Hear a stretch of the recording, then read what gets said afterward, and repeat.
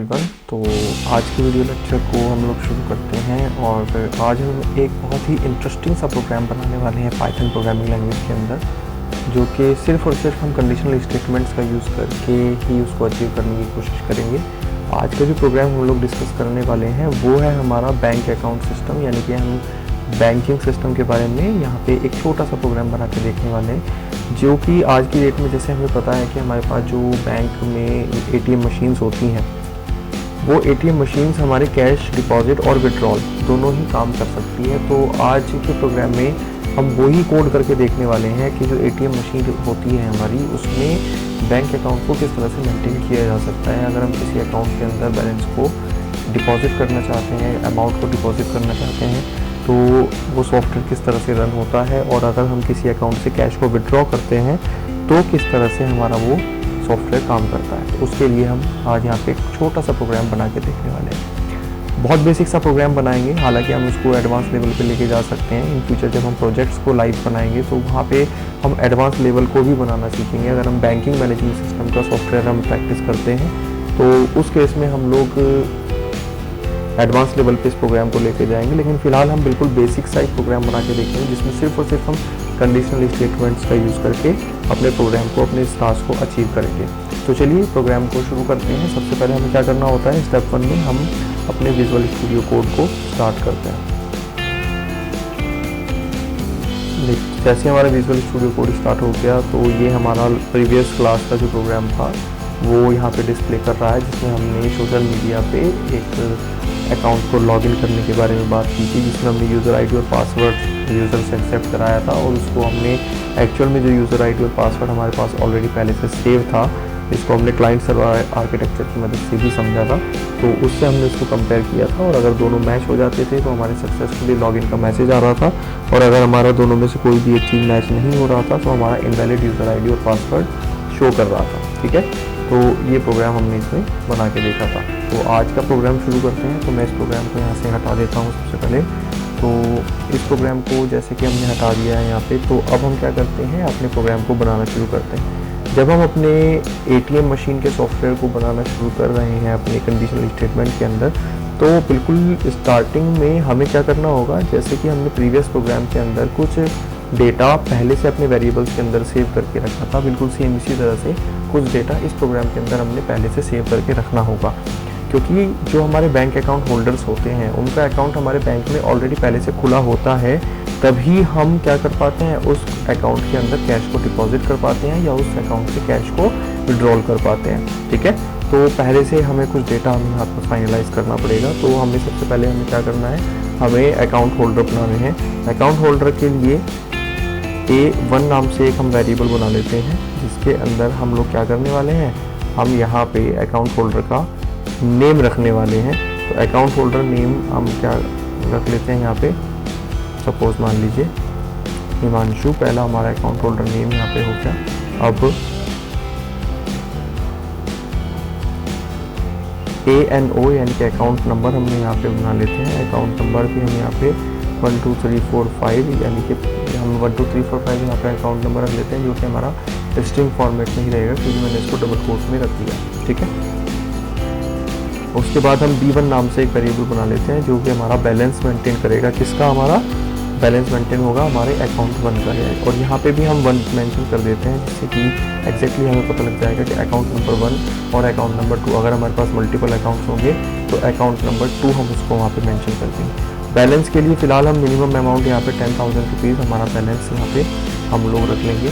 ठीक है, तो ये चीज़ हमारी यहाँ पे हो गई है। अब इसके बाद हम लोग क्या कर लेते हैं, एक और अकाउंट बना लेते हैं। इस अकाउंट का नाम A2 रख लेते हैं, जिसके अंदर हम दूसरे अकाउंट होल्डर का नेम यहाँ पे मेंशन कर देते हैं, और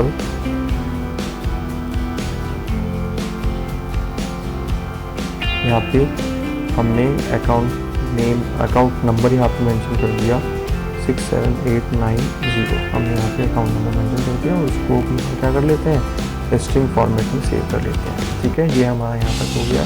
अब इसका भी हम बैलेंस लगा देते हैं B2, और सपोज मान लीजिए इसका बैलेंस हमारे पास कितना है, 2000 रुपीज़ इसका यहाँ पे बैलेंस हमारे अकाउंट में है।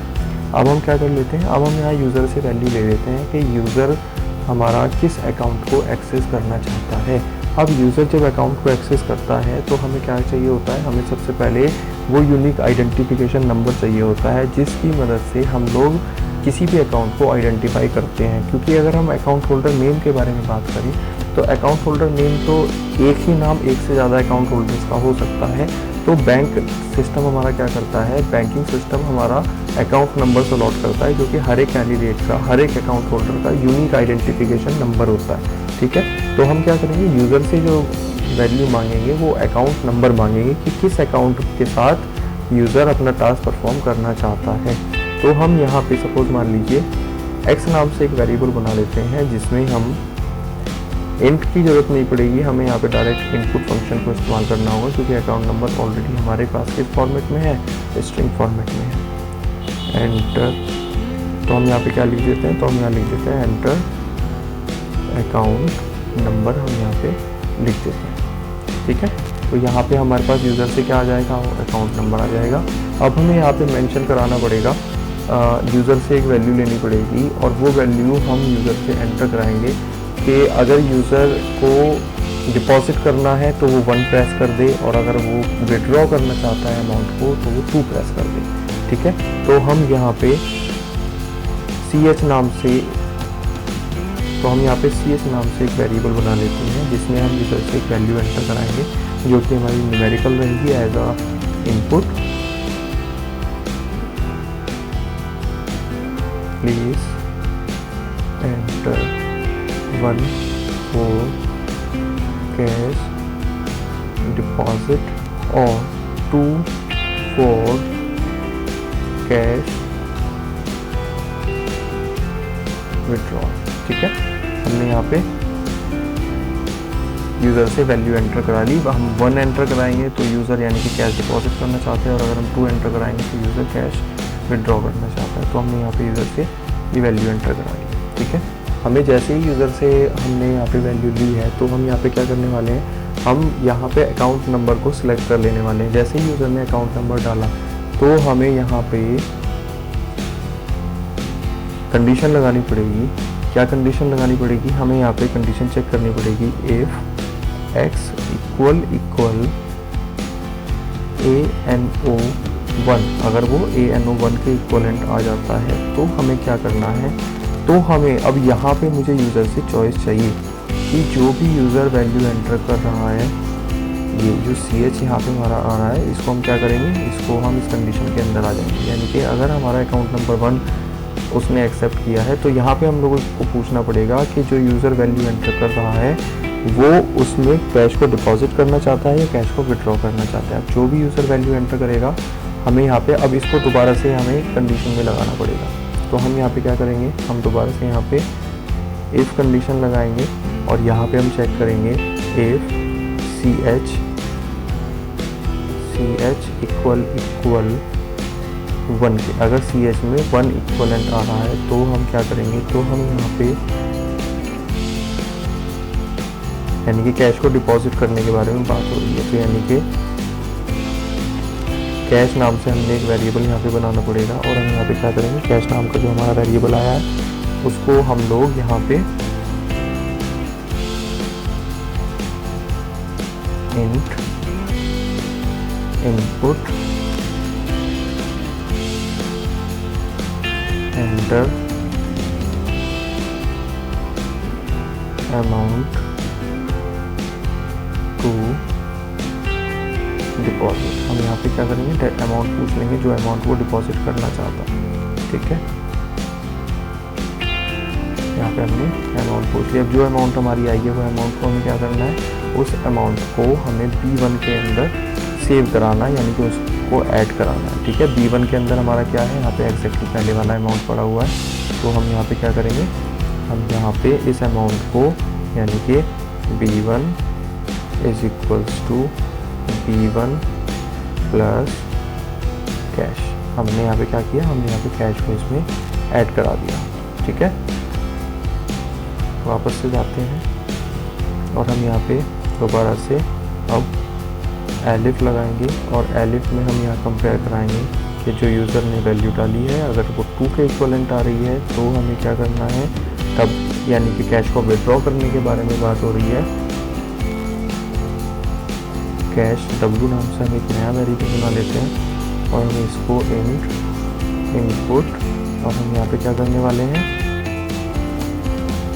Enter amount to withdrawal. ठीक है, एंटर अमाउंट टू विड्रॉल हमने यहाँ पे ले लिया है। और अगर ये कंडीशन ट्रू हो जाती है तो हमें क्या करना है, तो हमें B1 इज इक्वल्स टू क्या करेंगे हम यहाँ पे, B1 माइनस कैश विड्रॉल, हम यहाँ पे इसको परफॉर्म कर देंगे। ठीक है, तो ये हो गया हमारा एक अकाउंट के लिए काम। बिल्कुल सेम यही काम हमें क्या करना है, दूसरे अकाउंट के लिए भी करना है, लेकिन उससे पहले हम लोग यहाँ पे क्या कर देते हैं, इसका एल्स पार्ट भी तैयार कर देते हैं। और एल्स पार्ट में हम लोग क्या करेंगे,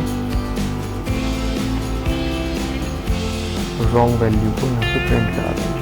ठीक है, इतना काम हमने यहाँ पे कर दिया एक अकाउंट के लिए। अब इसी तरह से दूसरा काम हमें क्या करना है, सेम इसी तरह से एक काम हमें करना है अपने दूसरे अकाउंट के लिए। तो इसको पहले हम एक बार रन करके देख लेते हैं। अगर ये हमारा सक्सेसफुली रन हो जाता है तो हम क्या करेंगे, दोबारा सेकंड अकाउंट के लिए भी इस कोड को तैयार करेंगे। ठीक है, अब यहाँ पे अकाउंट नंबर पूछा जा रहा है। अकाउंट नंबर हमारा क्या था, 1 2 3 4 5 था। तो हम लोग क्या करेंगे, यहाँ पे 1 2 3 4 5 हमने यहाँ पे एंटर कर दिया।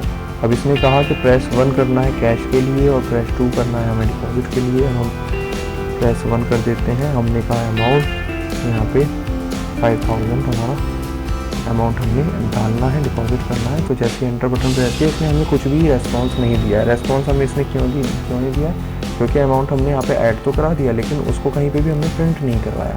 तो प्रिंट कराने के लिए हम लोग क्या करेंगे, हम लोग यहाँ पे आएंगे और यहाँ पे हम प्रिंट करा देंगे। किसको हम लोग यहाँ पे प्रिंट करा देंगे, यहाँ पे हम लोग उस वेरिएबल को प्रिंट कराएंगे जिस वेरिएबल के अंदर हमारा बैलेंस है।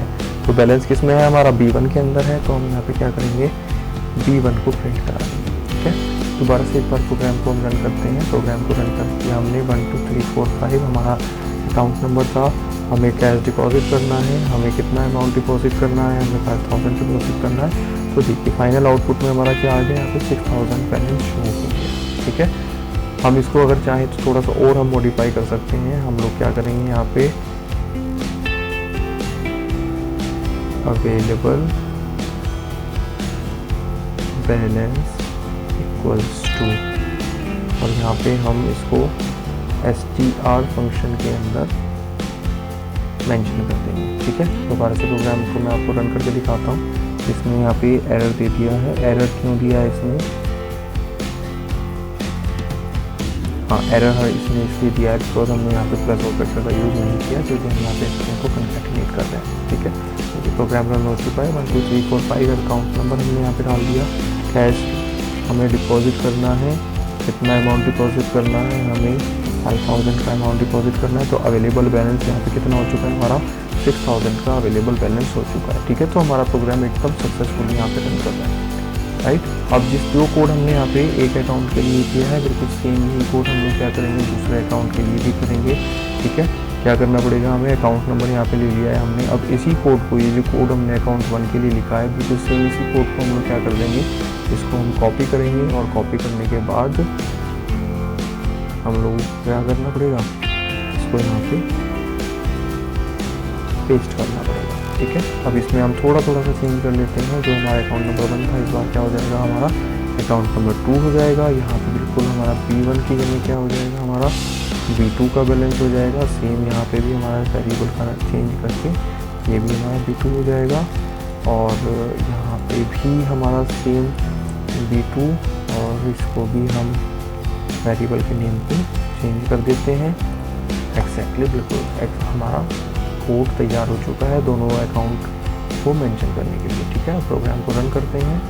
और इस बार हम क्या करने वाले हैं, इस बार सेकंड अकाउंट यानी कि इस अकाउंट के अंदर हम लोग 67890 जो हमारा अकाउंट नंबर है, इसमें हम लोग प्रोग्राम करने वाले हैं। ठीक है, तो हमारा अकाउंट नंबर क्या है, 67890। ठीक है, ये हमने यहाँ पे मेंशन कर दिया। इसमें हमें बोला कि हमें क्या करना है, हमें ऐड करना है कैश को या विड्रॉ करना है। तो हम इस बार क्या कर लेते हैं, विड्रॉ कर लेते हैं। कितना अमाउंट हमें विड्रॉ करना है, हमें यहाँ पे 500 अमाउंट जो है वो विड्रॉ करना है। तो देखिए अवेलेबल बैलेंस हमारे यहाँ पे कितना आ गया, 1500 हमारा अवेलेबल बैलेंस आ गया। क्यों? क्योंकि बैलेंस 2 यानी कि सेकेंड अकाउंट के अंदर जो बैलेंस हमारा था वो कितना था, 2000 रुपीज़ हमारा बैलेंस था। ठीक है, तो इस तरह से हम लोग क्या कर सकते हैं, अपने किसी भी प्रोजेक्ट को बहुत आसानी से अपने पाइथन प्रोग्रामिंग के अंदर बना के देख सकते हैं। ये बहुत ही यूनिक प्रोग्राम था जो आज हमने डिस्कस किया, बहुत ही अच्छा प्रोग्राम था। आप इसको प्रैक्टिकली करके देखेंगे, आपको बहुत अच्छा लगेगा। और इसी तरह के कोई भी टास्क अगर आप लोग ट्राई करना चाहते हैं तो आप सारा टास्क अपने कंप्लीट कर सकते हैं। पाइथन प्रोग्रामिंग में आप कोई भी प्रोग्राम बना के इस तरह से प्रैक्टिस कर सकते हैं। अगर इस प्रोग्राम को समझने में कोई भी डाउट या कंफ्यूजन आपको अभी भी है तो आप इस वीडियो को दोबारा से एक बार प्ले करके अच्छे से देखिए। ठीक है, फिर आप इसको बना के देखिए। अगर फिर भी कोई डाउट या कंफ्यूजन रह जाता है, कोई एरर आपके आती है जो आपसे सॉल्व नहीं हो रही है, तो वो आप मुझे नीचे कमेंट बॉक्स में लिख के शेयर कर देंगे। मैं एज सुन एज पॉसिबल उसका सोल्यूशन आपको प्रोवाइड करा दूंगा। ठीक है, तो नेक्स्ट क्लास के अंदर हम लोग क्या करेंगे, हम लोग अपना नया कॉन्सेप्ट स्टार्ट करेंगे। अगर कोई भी प्रॉब्लम आपको कंडीशनल स्टेटमेंट से रिलेटेड आती है तो आप वो प्रॉब्लम मेरे साथ डिस्कस कर लीजिए, अपने कमेंट बॉक्स में उसको आप शेयर कर देंगे, मैं उसको सॉल्व कर दूंगा। अदरवाइज़ नेक्स्ट क्लास में हम लोग किसी नए टॉपिक को शुरू करेंगे। ठीक है, चलिए, thank you so much, have a nice day.